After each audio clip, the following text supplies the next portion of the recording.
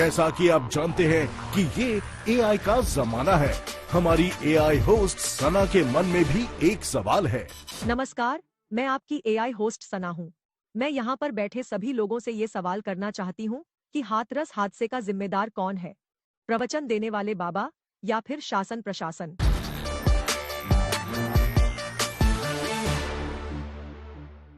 देखिए, इसके जिम्मेदार शासक संत समाज तीनों हैं। जो प्रवचन दे रहे थे वो भी कहीं ना कहीं नैतिक उनकी जिम्मेदारी थी कि उस दुख के घड़ी में साथ में खड़े रहे। शासन प्रशासन की जिम्मेदारी थी कि जब घटना घटी तो तुरंत चिकित्सा व्यवस्था और सब ऐसी वहां पे पहले कर दिए होते ताकि किसी प्रकार की अपनी घटना को रोका जा सकता था। तो ये सबकी जिम्मेदारी और समाज की भी जिम्मेदारी है कि ज्यादा ही आप जो है ऐसे न हो जाए कि लकीर का फकीर हो जाए और एक दूसरे को, हमारा कहता है शास्त्र की मनुर्भव यानी मनुष्य बनने की प्रेरणा देता है, और वहां पे मनुष्यता भूल करके एक दूसरे पे चढ़े जा रहे हो, एक दूसरे को रौदे जा रहे हो। अगर एक दूसरे व्यक्ति का ध्यान देता तो शायद ऐसी घटनाएं नहीं घटती। लेकिन अपने को बचाने के लिए एक दूसरे पे अगर सभी लोग एक साथ खड़े हो जाते वहां पे तो शायद ये घटना नहीं घटती। धर्म जो है हमें लोगों के परोपकार सिखाता है। शाश्वतम प्रमेय मनघम निर्माण शांति प्रदम। जब भी निर्माण होता है शांति से होता है। बाबा वहां शांति से खड़ा रहता, एक दिन नहीं, 2 दिन नहीं, 4 दिन में सभी आदमी पैर छू लेते। ये घटना ही नहीं। आप लोग जड़ तक पहुंचते नहीं है। जड़ तक तो पहुंचे, आप फुलगी पर फुहारा कर रहे हैं। प्रशासन की गलती है, आदमी की गलती है नहीं, पूरा गलती बाबा की है। वहां से खड़ा रहता, चरण छुला जाता तो पहले चला गया नहीं होता। बाबा पहले चला गया तभी तो चरण छूने के लिए नहीं, चरण नहीं छू रहे थे, वो तो गाड़ी के नीचे से धूल ले रहे थे। बताइए कि इस सारी घटना के में सरकार की भी गलती है। सरकार ने धर्मशास्त्र की अनदेखी किया। और दूसरी बात, बाबा की गलती ये है कि यदि बाबा जी वहां से चले गए थे, पहले चले गए, घटना बाद में घटित हुई, जब उनको मालूम पड़ा कि ये घटना घटित हो गई है, उन्हें वहां पर आना चाहिए।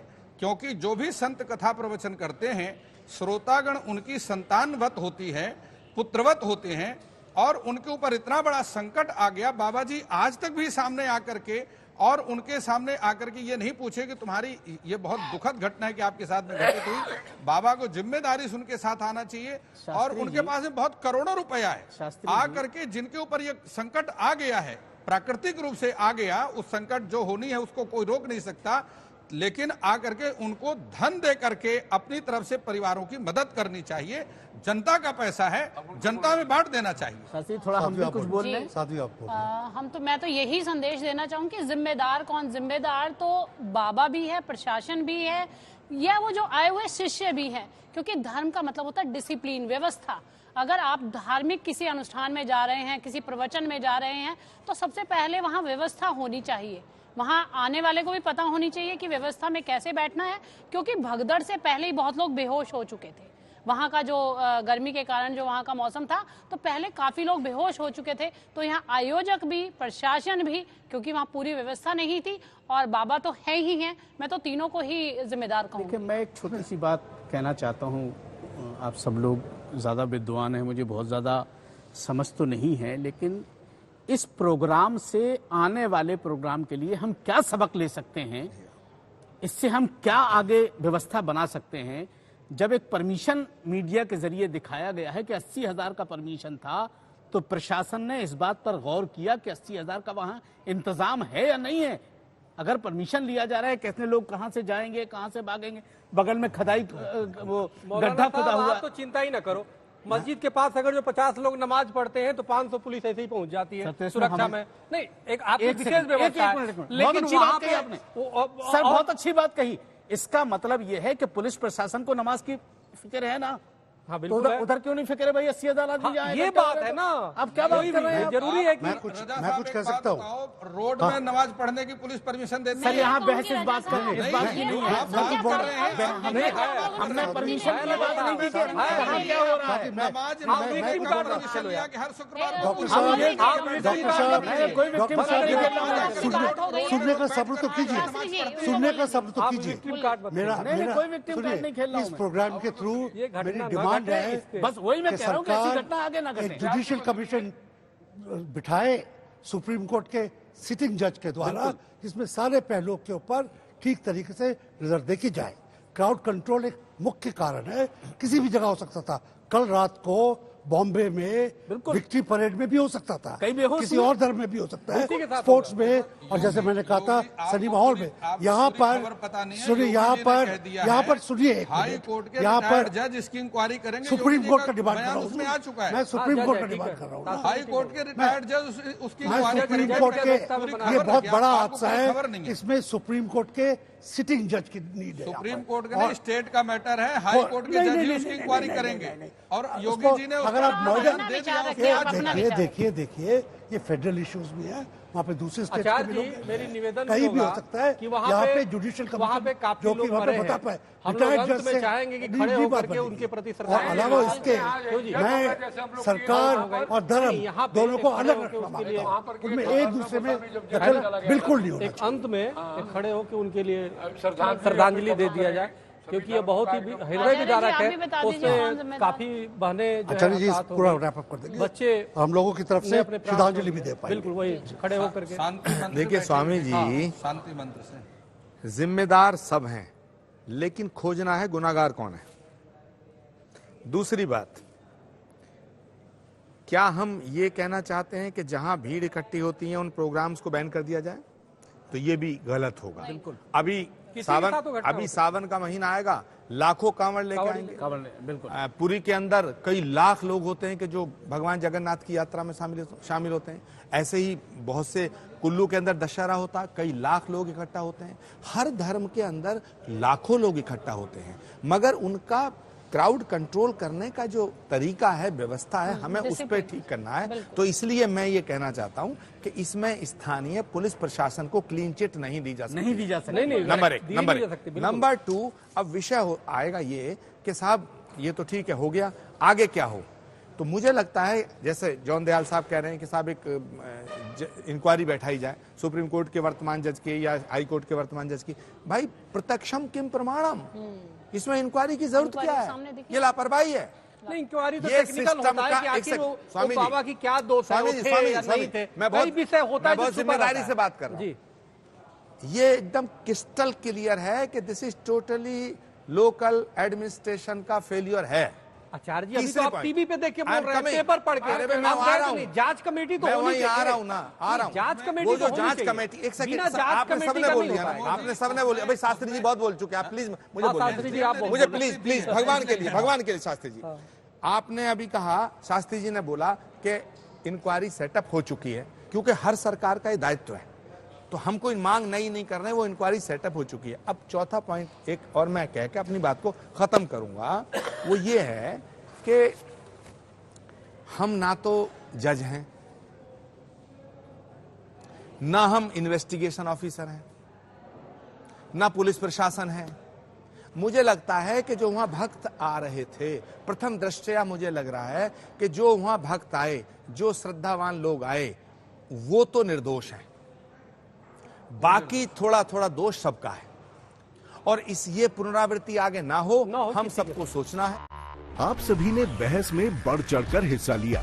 बहस खत्म करने से पहले बारी है फोटो राउंड की। इसमें बारी बारी से आपको 2 तस्वीरें दिखाई जाएंगी। आप सभी को उन तस्वीरों पर एक एक लाइन बोलकर क्लोजिंग कमेंट देना है। पहली तस्वीर,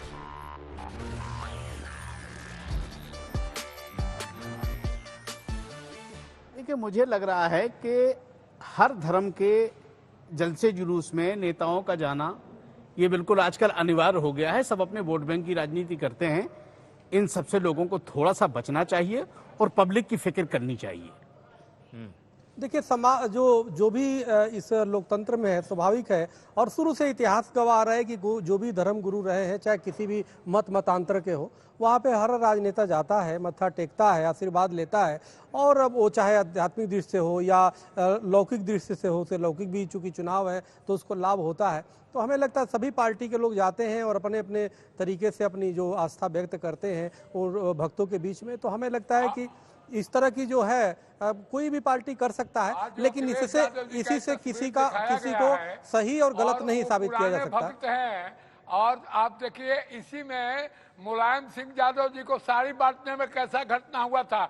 उस समय से आज तक हम लोग कुछ इस पर नहीं, और हमारे परम मित्र कृष्णन जी, प्रमोद कृष्णन जी ने बोला है कि इस पर सात्विक भाव से, दर्शन भाव से, मानवता के प्रति दया भाव से कि किसी भी धर्म में ऐसी घटना ना हो, ऐसा प्रयत्न करना चाहिए। और नहीं तो भगवान के आप देखिए ना, यहाँ पर मक्का मदीना में इस साल हजारों यहाँ इंडियन मर गए, कितना आदमी और मरे होंगे। ये तो आपदा है, हो सकती है, लेकिन इसको टाला जा सकता था अगर बाबा रुक जाता तब। देखिए, मैं कहीं इसमें बाबा अपनी रुकता बात तो ये कह रहा हूँ, रुकता तो और ज्यादा कहीं ना हो जाता। अखिलेश यादव राजनीति से जुड़े हुए व्यक्ति हैं। राजनीति से जुड़ने का मतलब ये नहीं कि उसकी धार्मिक भावना समाप्त हो गई या उसका अध्यात्म समाप्त हो गया। अखिलेश यादव अगर वहां पर गए हैं तो इसमें कोई अखिलेश यादव का ये नहीं कि वो बहुत अपराधी हो गए कि वो इतने बड़े समागम में क्यों गए। यहाँ पर बड़ी बात यह है कि कोई भी राजनेता, और जहां पर भीड़ भाड़ होती है, इस प्रकार के समागम होते हैं, वहां पर विशेष रूप से अतिथि के रूप में उनको राजनेताओं को बुलाया भी जाता है, और वो लोग जाते भी हैं, अपने विचार रखते हैं, क्योंकि हर व्यक्ति की अपनी धार्मिक भावना है। राजनीति अलग चीज है। अगर राजनेता वहां पर होते, आप तो बहुत लेक्चर कर रहे हैं, अगर राजनीति वहां होते तो घटना ही नहीं करती, सब पुलिस प्रशासन चल जाने में कोई आप खाली लेक्चर दे रहे हैं। वहां राजनीति का अगर जाते, कोई मंत्री जाता तो ऐसे घटना नहीं करता, भगदड़ नहीं होती। बिल्कुल, और सुरक्षा व्यवस्था होता। बिल्कुल, ये चित्र देखकर कहूंगी कि वैसे तो प्रत्येक व्यक्ति की भावना होती है, कोई भी धार्मिक आयोजन में जा सकता है, परंतु अपनी पद प्रतिष्ठा ओहदे के हिसाब से देखना चाहिए कि हम कहां जाने से क्या फर्क पड़ेगा, क्योंकि कोई और व्यक्ति वहां है, उसको कोई नहीं दिखा रहा है। अखिलेश यादव वहां गए तो बार बार उसके चित्र को हाईलाइट किया जा रहा है, तो समझिए उसका कितना असर पड़ा है कि वहां जाके बिल्कुल आचार्य जी ने, महाराज जी ने कहा है कि जब कोई ऐसा व्यक्ति जाता है तो वहां व्यवस्था गड़बड़ होती ही होती है। तो बिल्कुल ऐसे आयोजन में जाएं, परंतु ध्यान रखिएगा कि व्यवस्था का कुछ ऐसा बोलकर आए, कुछ ऐसा भाषण दे के आए कि वहाँ व्यवस्था बनी रहनी चाहिए। ये पहले का फोटो मैं नहीं, आप लोग सब ठीक ही कह रहे हैं, और आप लोगों ने मेरी तरह भी जो हुआ हादसा उसके प्रति अपना दुख बताया। हम सब इसमें शामिल हैं, बहुत बड़ी त्रासदी हुई है, उससे क्या सबक मिलता है इसको हमको रखना है। अखिलेश आए, राहुल आए, मोदी जी के नुमाइंदे गए, इनको रूल्स बनाने के लिए मदद करनी होगी कि जहाँ पर इतनी बड़ी महफिल होती है उसके लिए किस तरीके से रूल्स का पक्का किया जाए, और उनका जो उल्लंघन करता है उसको सजा दी जाए।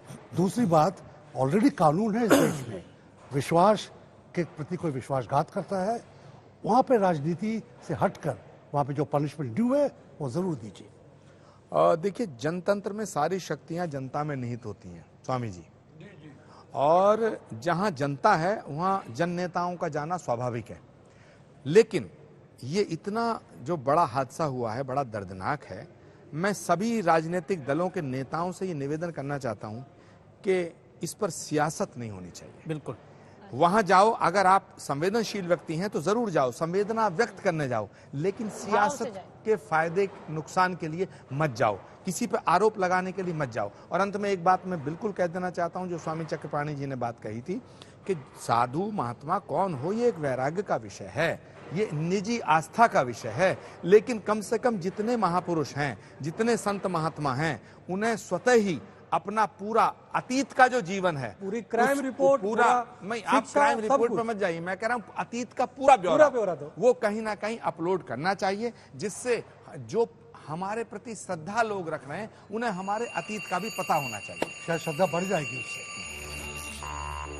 दूसरी तस्वीर, राज्य सरकार ने तय किया है कि हम इसका एक जुडिशियल इंक्वायरी भी करवाएंगे, और जुडिशियल इंक्वायरी हाईकोर्ट के एक रिटायर्ड जज की अध्यक्षता में होगी, जिसमें प्रशासन और पुलिस के भी रिटायर्ड सीनियर अधिकारियों को रख करके इस पूरी घटना की तह में जाकर के जो भी इसके लिए दोषी होगा उन्हें इसकी सजा देना, और इस प्रकार की घटना की पुनरावृत्ति न हो, यह हम लोग सुनिश्चित करेंगे। मैं इस पर कहना चाहता हूं कि बाबा की जितनी संपत्ति है उसको सील करके जो आदमी मरे हैं उनमें बराबर हिस्सा में बांट दिया जाए। जैसे क्रिकेट के खिलाड़ी को 125 करोड़ बांट दिया गया है जितने आदमी में, उसी तरह बाबा ने जो अनुष्कृत संपत्ति अंधविश्वास से इकट्ठा किया है उसको उस गरीबों जो मरे हुए हैं उनमें बांट दिया जाए बराबर बराबर, यही न्याय होगा। जैसे मैंने पहले डिमांड किया था, रिटायर्ड जज, रिटायर्ड पुलिस वाले, इसको कहते हैं ठंडे बस्ते में डालना। आप एक सिटिंग जज हाई कोर्ट या सुप्रीम कोर्ट का करिए, टाइम बाउंड कीजिए, 6 महीना, 1 साल, 13 महीने, 11 महीने, जो भी आप टाइम करते हैं उनसे कहीं रिपोर्ट लाए, उसके साथ एक्शन टेकन रिपोर्ट उसके साथ बात करके असेंबली में, पार्लियामेंट में पेश की जाए। देखिए इतना बहुत बड़ा हादसा है, ऐसे हादसे उम्मीद और दुआ भी है कि हर रोज ना हो, फ्यूचर में ना हो। उसके लिए बहुत जरूरी है कि कानून को, रूल्स को, रेगुलेशंस को, पुलिस, फायर ब्रिगेड, सैनिक, इनके ऊपर ठीक तरीके से एक पैटर्न बनाया जाए ताकि ये आदत बन जाए कि जहाँ पर ऐसी महफिल होती है वहाँ पर ये बाकायदा होगा। देखिए, हम इस पे यही बोलना चाहते हैं कि उत्तर प्रदेश के मुख्यमंत्री माननीय योगी आदित्यनाथ जी ने एक जिम्मेदार एक मुख्यमंत्री होने के नाते जिस प्रकार से कमेटी बनाई, निश्चित रूप से उन्होंने बहुत अच्छा कदम उठाया है इतने जल्द में, और जिस तरीके से सरकार वहाँ पे कर रही है ये वास्तव में सराहनीय है। मैं उत्तर प्रदेश सरकार को, माननीय योगी आदित्यनाथ जी को बहुत बहुत इसमें प्रशंसा करता हूँ, क्योंकि इतने हृदय विदारक घटना है जो योगी जी ने अभी बोला भी कि भविष्य में कोई इस तरह की घटना की पुनरावृत्ति न हो, जो हम सब बैठे हुए सबकी चिंता का विषय है। और उससे भी और भी अच्छी बात कि उन्होंने जो हम सब यहाँ कह रहे थे कि एक जज के नेतृत्व में जो टीम बनाई है, निश्चित रूप से मुझे आशा और विश्वास है कि बहुत जल्द उसका निर्णय आएगा और फिर दूध का दूध, पानी का पानी होगा कि उसमें दोषी कौन है और उसको सजा निश्चित रूप से उत्तर प्रदेश सरकार दिलवाएगी, मुझे पूरा विश्वास है। मैं इस तस्वीर को देखकर कहना चाहती हूं कि जैसे योगी जी की एक छवि है कि वो इंस्टेंट परिणाम, इंस्टेंट उनका रिजल्ट आता है, तो बिल्कुल इस मामले में भी वो वही अपनी छवि को बरकरार रखे। कहीं ना कहीं प्रशासन से कहीं ना कहीं थोड़ी भूल हुई है तो उसका सुधार यही हो सकता है कि बहुत ज्यादा लंबी जांच ना ले जाकर, बहुत ज्यादा समय ना लगाकर इसका जल्दी से परिणाम आए। देखिए, मैं इस पर एक बात अपनी जरूर कहना चाहता हूं कि जिस प्रकार से दिल्ली में मंदिर प्रकोष्ठ का निर्माण किया गया है, उसी प्रकार से पूरे देश में मंदिर प्रकोष्ठ का निर्माण होना चाहिए। मंदिर प्रकोष्ठ के जो सदस्य हैं वो निश्चित करेंगे कि कौन व्यक्ति व्यास गद्दी पर बैठ करके प्रवचन करेगा और वहां पर आने वालों की संख्या कितनी होगी और उस संख्या में कौन, उसके पास वितरण होना चाहिए। जितने पास बांटे जाएं उतने लोगों की ही वहां पर संख्या जो है व्यवस्था हो और जिससे इस प्रकार की कोई घटना ना घटित हो। वहां पर 80,000 लोगों की परमिशन थी योगी जी ने और जो बोला 1.5-2 लाख व्यक्ति वहां पर आकर के बैठ गए। अधिक उपस्थिति के कारण भी व्यवस्था बिगड़ी है। योगी जी 1 करोड़ भी आए, पुलिस वाले हो, योगी जी ने जो बोला है वो बड़ी अच्छी बात है, लेकिन मुझे लग रहा है कि जो लोग अभी बीमार हैं, बहुत गंभीर रूप से बीमार हैं, पहले उनके बारे में योगी जी को जानकारी लेना चाहिए, कौन ठीक है कौन नहीं है, उनको दवाइयाँ प्रोवाइड की जा रही हैं कि नहीं की जा रही हैं, उनके रहने की व्यवस्था है कि नहीं है, उनके हालात कैसे हैं, थोड़ा सा इस पर भी गौर करना चाहिए। सरकार कर रही है। मैं एक लाइन ये मैं और जोड़ना चाहता हूँ स्वामी जी कि उत्तर प्रदेश के मुख्यमंत्री माननीय योगी आदित्यनाथ जी एक साधु हैं, एक संत हैं, उनका हृदय विराट है। उन्होंने जो फैसला लिया है निश्चित ही उस फैसले की सराहना होनी चाहिए, जो जुडिशल इंक्वायरी की उन्होंने जो घोषणा की है। मगर मेरा एक और निवेदन है उत्तर प्रदेश सरकार से, हालांकि जान की कोई कीमत नहीं होती है, लेकिन जो लोग गए हैं और उनके पीछे जो लोग बच गए हैं, तो जो मुआवजे की राशि कहो या अनुदान राशि कहो, वो जो 2-2 लाख दिया गया है, उत्तर प्रदेश सरकार को चाहिए कि उस राशि को थोड़ा और बढ़ाएं। ये हमारा निवेदन है, ये हमारा निवेदन बढ़ जाएगा। उस साधु का संपत्ति छीन करके उनको, पहले भी न्याय होता था, न्याय ऐसा ही होता था। तो हम इस बात को यहाँ कंक्लूड करते हैं कि हे परमात्मा उनको शांति दे। बिल्कुल, बल्कि खड़े होकर कर दें तो ज्यादा अच्छा रहे। ओम देव शांति